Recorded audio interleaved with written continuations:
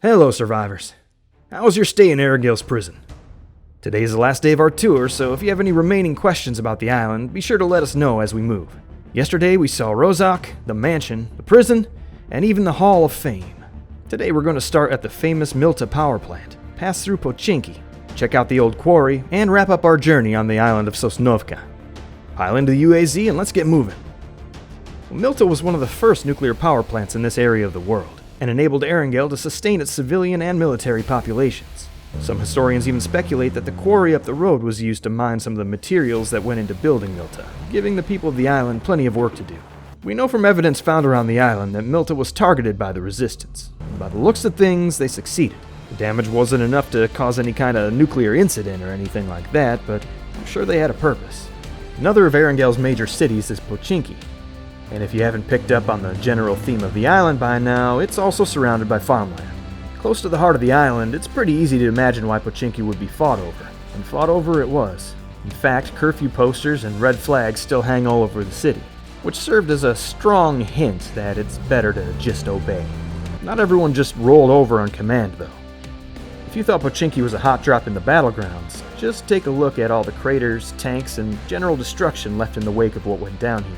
You've no doubt noticed all of the resistance signage around the island.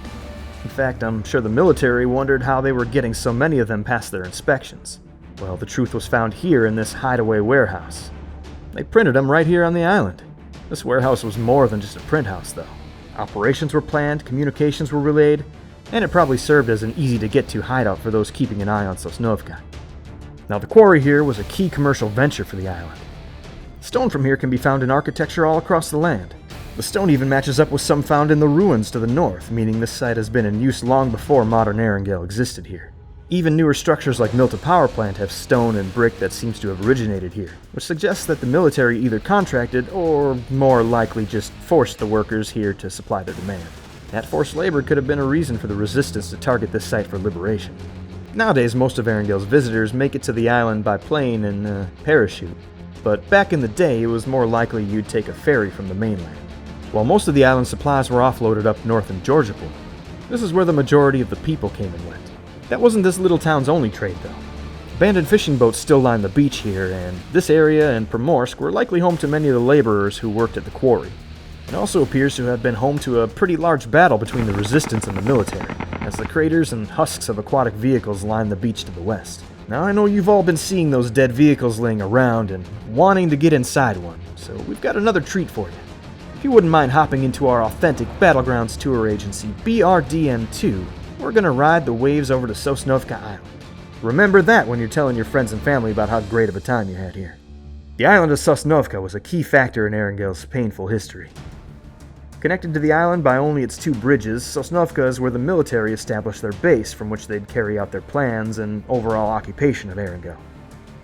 Now onto the location everyone's been waiting for, Sosnovka Military Base. You know it as one of the bloodiest places on the battlegrounds, but during the Erangel conflict, it was one of the safest places for the military to be. Heavily fortified with soldiers, artillery, and red propaganda, this base easily helped establish the military's hold on Erangel. That's not to say that the resistance never made their way in here. There's strong evidence that points towards one of the military's own guided missiles as the cause for the destruction over at Milta Power Plant. Infiltrating this base couldn't have been an easy task. What historians find most odd is that not even the military base was spared from the bombardment in '65. Maybe they thought it easier to wipe everything out instead of recovering it or losing it to the black market. Might even been some other reason it got leveled, but we may never know for sure. And that's a wrap. Now, you all may not be getting the same type of chicken dinner an actual Battleground survivor would get, but we do have a catered chicken dinner waiting for you back at the hotel. And remember, your package includes a discount to any of our other Battlegrounds tours, so be sure to take advantage of that and get on the waiting list today.